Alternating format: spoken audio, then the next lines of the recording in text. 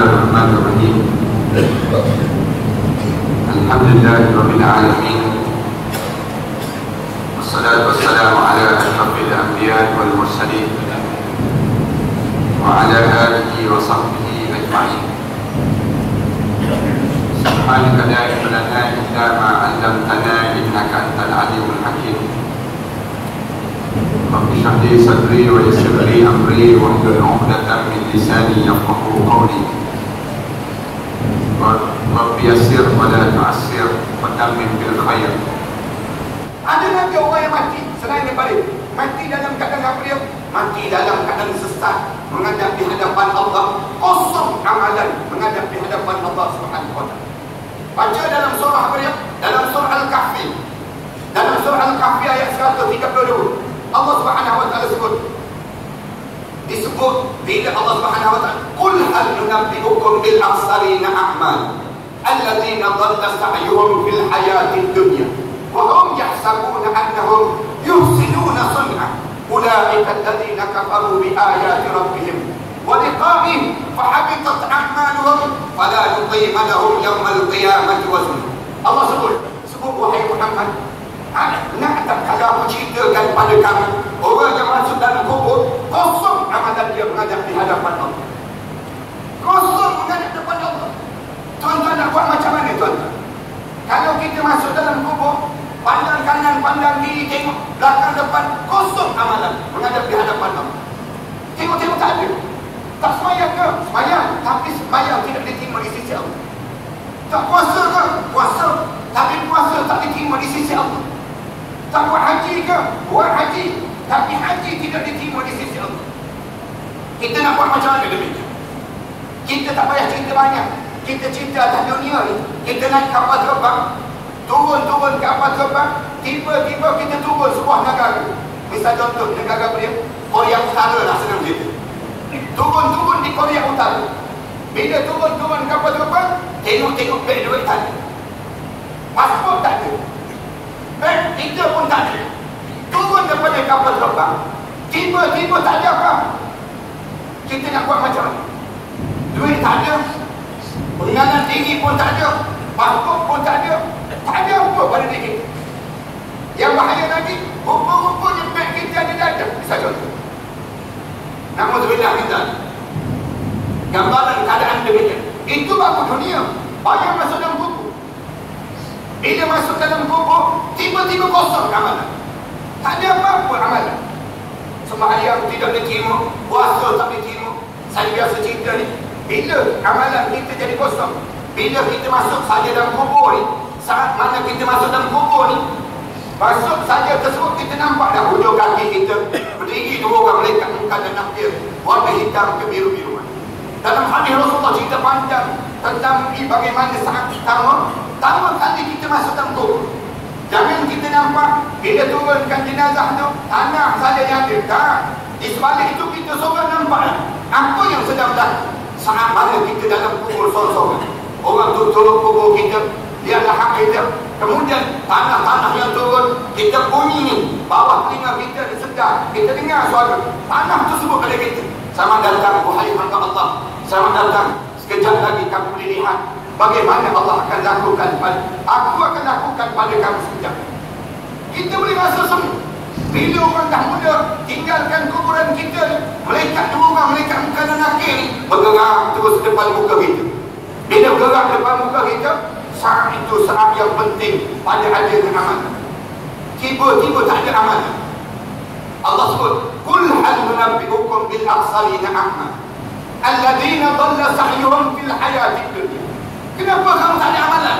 Kamu biarkan diri kamu sesat sepanjang kamu hidup di atas dunia ini. Kita tanya sesat ke Ustaz? Macam mana boleh sesat? Macam mana boleh sesat? Saya nak sebut sikit sesat kat mana. Allah jadikan pada kita bulan Rajab, Allah jadikan bulan Syaban untuk membetulkan kesesatan kita. Sesat kita ni sampai tiap kali mana kita solat, kita kena sebut ihdinas siratal mustaqim. Ya Allah, bimbingkanlah kami ke jalan yang lurus, ya Allah. Jalan yang lurus. Kenapa kena bimbing? Pelik kan? Jalan yang lurus tak perlu bimbing. Jalan yang bengkok-bengkok tu kena bimbing. bila kita jalan yang lurus, kenapa kena dibimbing? Patutnya jalan yang betul. Jalan yang betul je. Tak kena bimbing. Tak perlu. Jalan yang bengkak-bengkok tu kena bimbing. Tak. Allah sebut jalan yang lurus ini perlu dibimbing. Kenapa kena bimbing? Kerana jalan ini dilalui oleh para nabi, para siddiqin, para syuhada wa salihin. Tak mudah melalui jalan agama. Jalan yang melalui jalan agama ni bukan jalan yang mudah. Kalau jalan agama ni mudah, dan cabangan ramai orang akan ikutkan wahai Muhammad. Walakin ba'udan alaihi wasyuqqa. Tetapi sayang, jalan agama ni jauh dan penuh dengan ranjau-ranjau dalam kita hidup dalam beragama. Lalu bagaimana Allah nak suruh kita betul? Allah jadikan bulan Rejab, Allah jadikan bulan Sya'ban. Bulan Rejab, bulan Sya'ban, yang pertama bulan Rejab dahulu. Allah jadikan bulan Rejab untuk membetulkan apa? Membetulkan keyakinan dalam hidup. Betulkan keyakinan terhadap Islam. Di antara benda yang sesat dalam hidup kita ni, benda yang sesat, kita tak yakin terhadap Islam, tak yakin terhadap agama. Bila tak yakin terhadap agama, orang kita disebut kita yakin. Ya, saya di bibir saya sebut saya dengan Islam Ustaz. Tapi bila sampai pelaksanaan, mereka tolak Islam. Orang kita demikian, tak yakin pun dengan Islam. Macam orang kita tak yakin sebagaimana yang disebut, hingga kita nak suruh orang kita ni mesti beriman. Nak suruh beriman ni macam mana?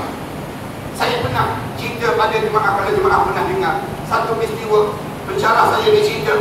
Ada seorang hamba Allah, dia pandai memanah. Dia pandai mana?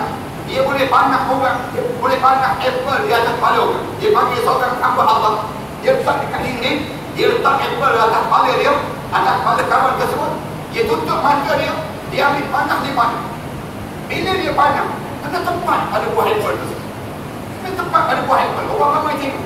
Dia pun tanya orang ramai, tuan-tuan tengok saya yang panah tadi? Orang ramai jawab, ya. Tuan-tuan percaya ke saya yang panah tadi? Ya, kami percaya. Siapa yang percaya tolong angkat tangan? Masing-masing angkat tangan.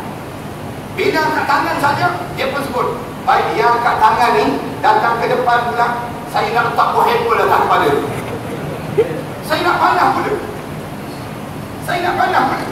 Masing-masing turun tangan masing-masing. Turun tangan masing-masing. Kenapa? Tak yakin. Islam ni demikian. Ramai orang kita disebut, ya, saya percaya pada Islam. Tapi bila kata-kata, jom kita laksanakan Islam, tak ramai orang boleh percaya. Contoh, bagaimana nak payah nak percaya, lalu Allah jadikan Isra wal Mi'raj. Isra Mi'raj ni satu program pengantapan keyakinan. Allah nak suruh kita yakin. Allah jadikan program Isra Mi'raj. Bulan Rejab, Allah jadikan program Isra Mi'raj. Di saat mana goyangan dalam keyakinan hidup Rasulullah sallallahu alaihi wasallam. Rasulullah sallallahu alaihi wasallam hampir goyang dalam hidup Rasul. Saat mana Rasulullah goyang? Saat datangnya yang disebut dengan ujian dalam hidup. Rasulullah goyang dengan ujian kewafatan dua orang yang disayangi dalam hidup Rasul. Siapa yang menjadikan goyangan dalam hidup Rasulullah? Abu Talib dan juga Khadijah binti Khuwailid.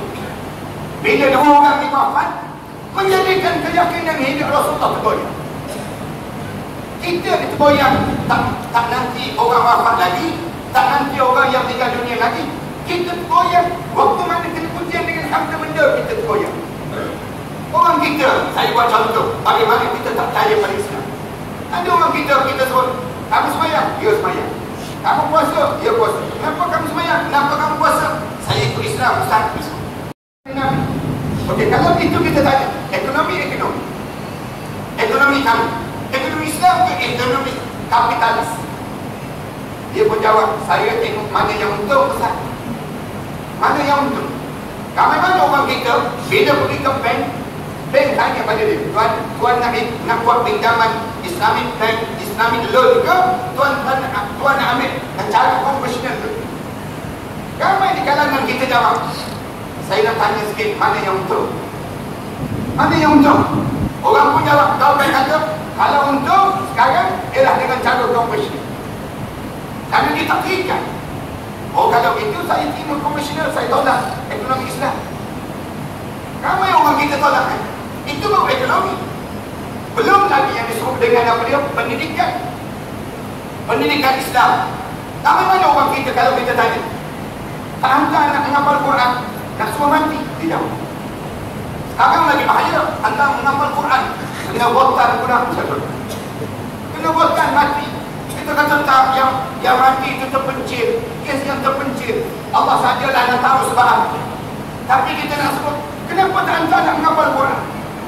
Kita tanya contoh, kenapa tak hantar nak menghafal Quran?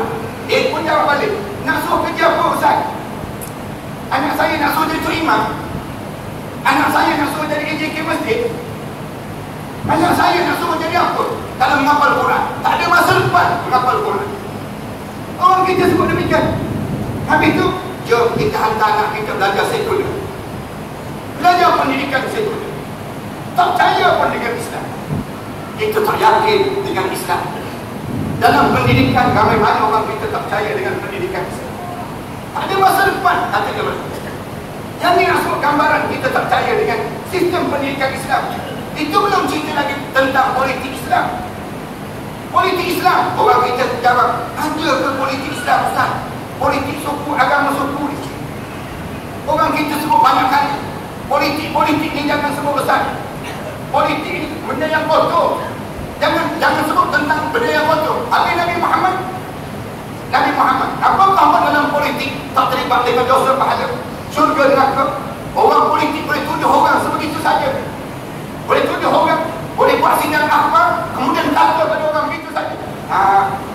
Orang politik terlibat dengan dosa pahala syurga neraka. Di sana ada cara Islam. Yang Islam ajar macam mana politik Islam, macam mana sosial Islam. Tapi orang kita kata, saya tak peduli Ustaz. Saya tak peduli. Maknanya beliau, kamu tolak Islam dalam hidup kamu. Kamu tolak Islam. Bila sampai bulan Rejab, Allah suruh terima balik. Ni, betulkan keyakinan. Tak mana kita terganggu keyakinan kita. Orang hadis sekarang sebut keyakinan kita terganggu aman. Bila kita dekat nak meninggal dunia, bila dekat nak meninggal dunia, Rasulullah sebut dalam hadis Rasulullah cerita hadis Anas bin Malik radhiyallahu anhu, cerita panjang. Bila dekat nak meninggal dunia, kebanyakan di kalangan kita kena ganggu. Siapa yang ganggu? Syaitan. Syaitan datang menyamar menjadi Allah hayat itu. Syaitan datang ni. Syaitan sebut, wahai anakku, jangan mati dalam Islam, matilah dalam Yahudi. Apa dahulu meninggal dunia dalam Yahudi? Kalau kamu nak suruh selamat, kamu mati dalam Yahudi.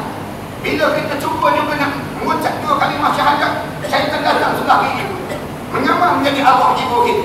Dia akan suruh apa dia? Wahai anakku, jangan mati dalam Islam, matilah dalam Kristian.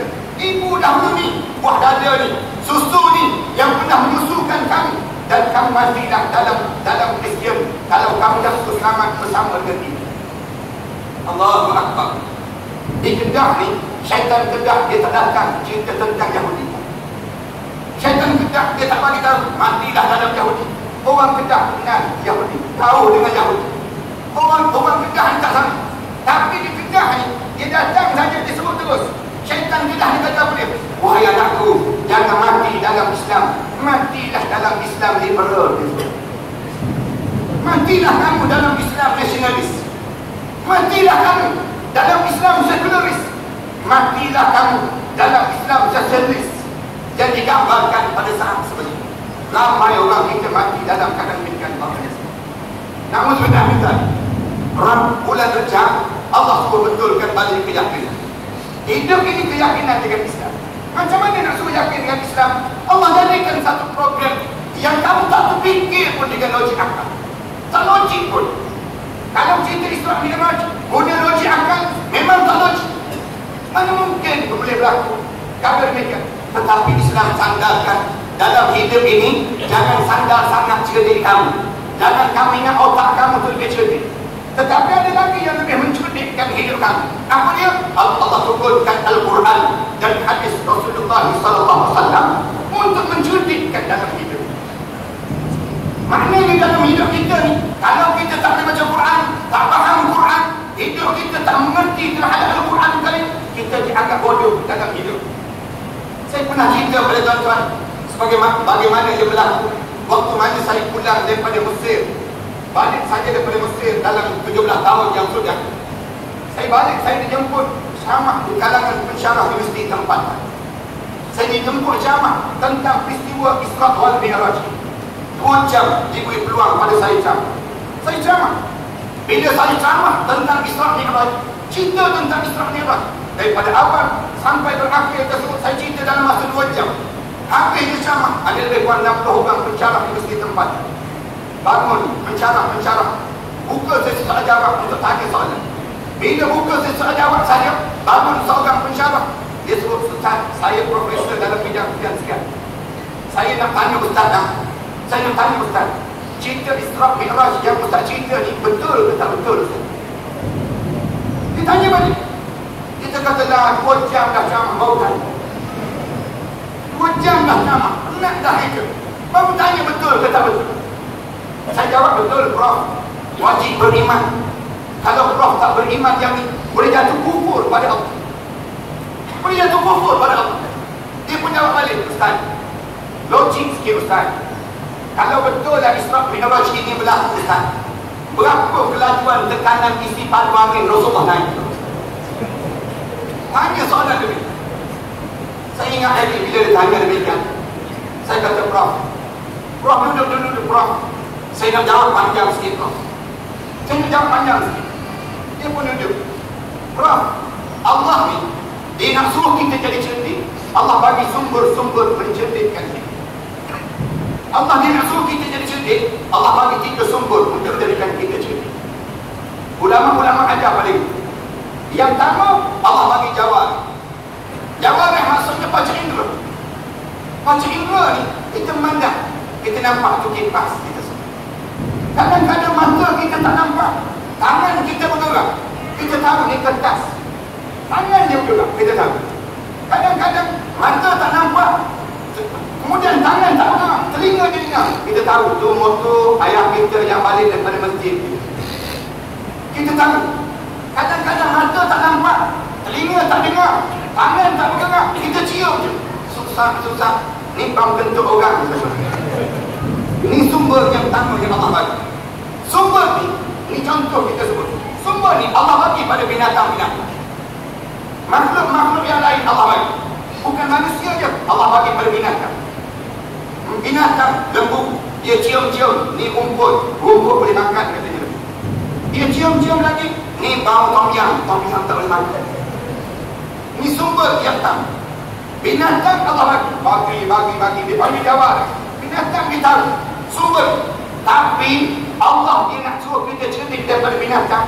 Allah bagi sumber yang kedua, nak suruh kita jadi cerdik. Sumber yang kedua apa dia? Allah bagi akal. Allah bagi akal ni nak suruh kita jadi cerdik. Satu Islam dagang, jangan minum akal. Siapa yang minum akal, dia rosakkan akal. Rasulullah sebut, siapa yang minum akal setitik, 40,000 tahun dia dalam neraka Allah SWT. Kena 2 titik, 80,000 tahun dalam neraka. Kena 3 titik, 120,000 tahun dia dalam neraka. Orang minum agak, dia tak minum 3 titik, dia minum 4 botol. Selagi tak minum ayam, dia tak berhenti. Jangan isap dalam.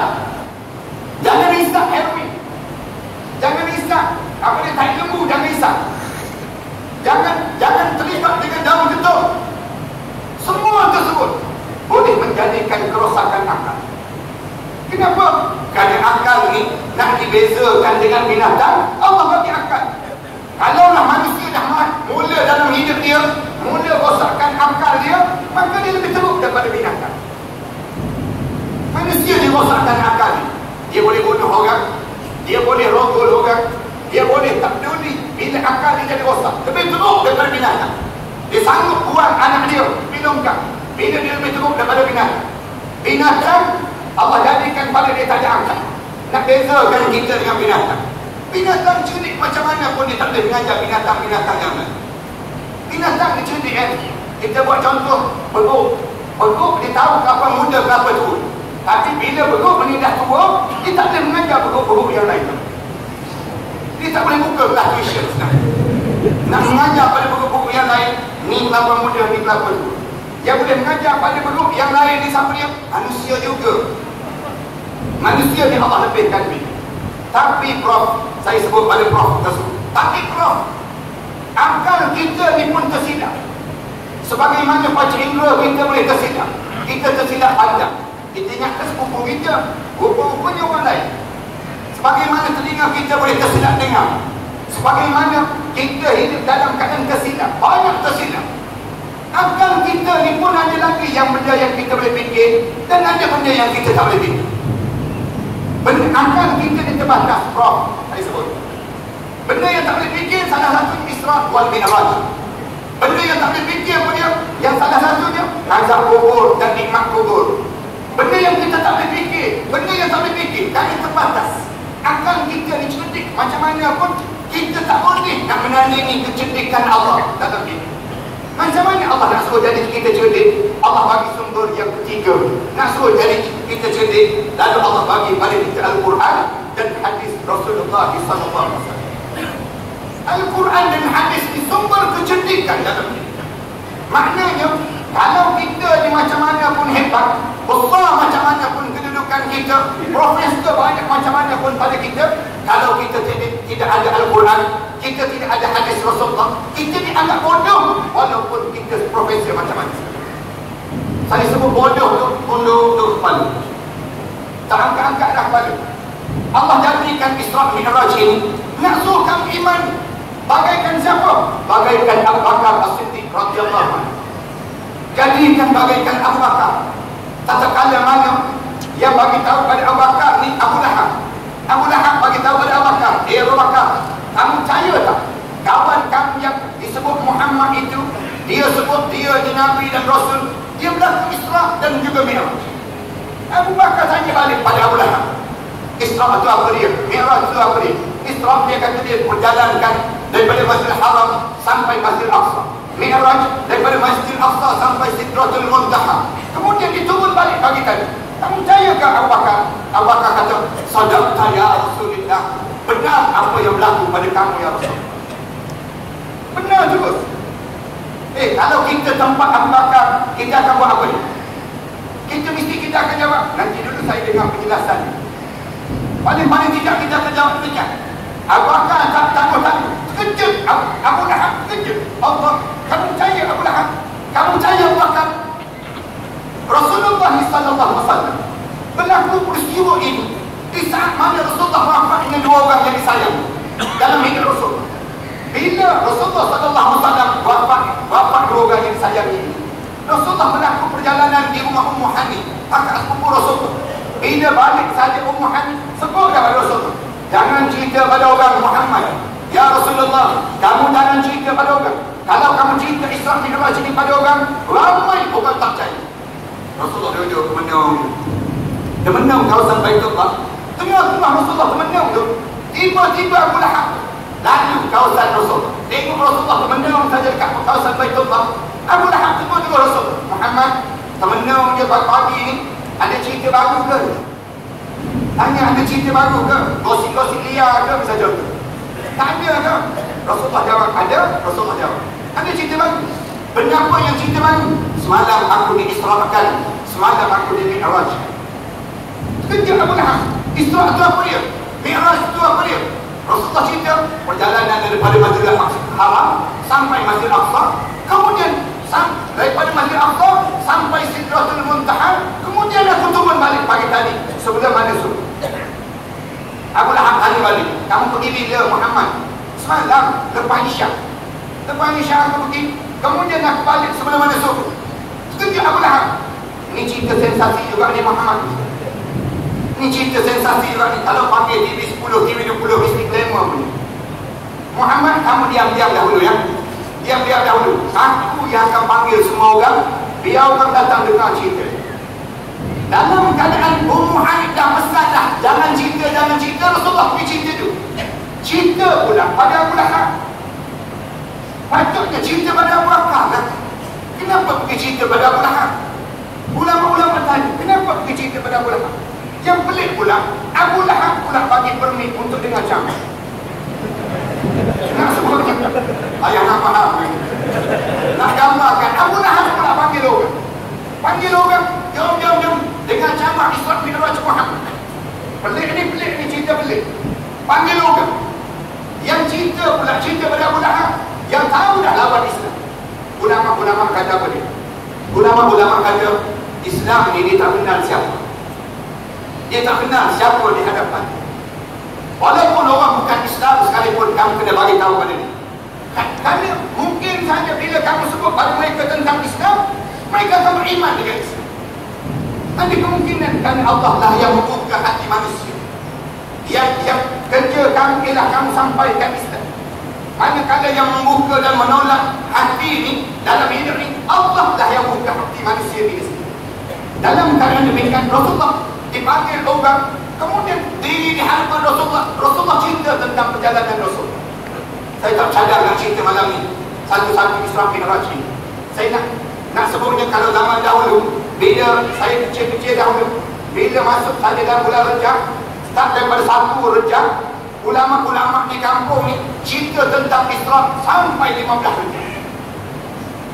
Hampir 15 Rejab, malam 16 cerita tentang Mi'raj. Sampai habis 30 Rejab. Hampir saja sembelih lembu seekor. Rasa seronoknya memahami Isra Mi'raj. Malam ni tak tahu ada lembu ke tak lembu. Kalau malam ni ada bihun pun satu rahmat. Cuma nak sebut di gambaran memahami Isra Mi'raj ini menjadi besar. Yang kedua, mukjizat besar lepas pada Al-Quran Karim dan hadis Rasulullah SAW. Mukjizat yang ada pada Rasulullah yang Allah bagi lepas pada Al-Quran ialah Isra Mi'raj. Jadi besar. Bila Rasulullah cerita tentang Isra Mi'raj, Rasulullah sebut, Rasulullah kata aku tidur di rumah Muhammad, tiba-tiba turun malaikat Jibril. Kemudian dia bawa aku dalam keadaan jubah putih itu, bawa ke telaga Zamzam. Siap disampai di telaga Zamzam, dibelah dadaku. Bila dibelah saja dadaku, dibersihkan, basuh 3 kali dengan air Zamzam. Kemudian ditutup kembali. Kemudian dibawa datang dengan binatang Burak. Rasulullah sebut, Burak pula dalam keadaan terloncat-loncat, dalam keadaan tak sabar-sabar, menunggu untuk membawa aku melalui perjalanan pengembaraan yang membawa kepada aku menghadap di hadapan Allah Subhanahu wa taala. Burak itu terloncat-loncat. Dalam keadaan terloncat itu kata Rasulullah, malaikat Jibril tegur Burak. Burak, cuba tengok ni, siapa sebelah kami? Burak tu berhenti baru tengok dia kata macam Rasulullah sallallahu alaihi wasallam. Bila sebut macam Rasulullah, malaikat Jibril sebut terus, inilah Nabi kita Muhammad sallallahu alaihi wasallam. Bila sebut Nabi Muhammad tu, Rasulullah kata Burak ni tersipu-sipu malu ni, lebih malu daripada seorang anak dara yang orang lelaki masuk meminang dia, kata Rasulullah, untuk berkahwin dengan dia. Malunya anak dara kan. Anak dara zaman dahulu lah. Anak dara zaman kita ni payah dah. Anak dara zaman dahulu, kita kena sebut pada dia. Ayah-ayah ni kena sebut pada anak-anak dara ni. Fatimah, ni ada lelaki masuk meminang kamu, nak kahwin dengan kamu. Kamu setuju tak setuju? Anak-anak dara ni diam di zaman tu. Diam, sipu malu. Tak jawab. Tak jawab tu sampai ulama-ulama ajar dalam kaedah fiqh ni as-sukut alamatul ridha. Diam itu tak ada setuju. Kalau dia diam, dalam kitab Nabi sebut, dalam kitab Al-Yubi wa Umayyah, dia sebut, kalau dia diam, kemudian dia menangis. Dia menangis. Mengalir mata dia. Bapa kena ambil, pegang air mata dia. Kena pegang air mata tu. Kalau air mata tu suam-suam, tanda setuju lah tu. Kalau air mata tu sejuk sangat, tanda dia tak setuju. Hukum fiqh ni ada benda ni. Nak sebut kalau dia menangis, sipu-sipu dia menangis, sejuk je air mata mengalir. Kita pegang sejuk. Allah sejuk. Tanda tak setuju lah tu, tanda dia terlampau tak. Itu dipanggil demikian. Dalam hukum fiqh demikian. Zaman kita ni tak ada lah. Zaman kita ni anak dara pula balik lelaki. Balik lelaki rumah. Mak abang nilai man. Mak abang setuju tak dia jadi menantu mak abang? Mak abang dia tak ada setuju lah tu. Terus dia terbalik zaman ni. Nak sebut gambaran suasana lagi. Rasulullah cerita. Bila Rasulullah cerita sampai habis, Rasulullah cerita sampai menghadap Sidratul Muntaha.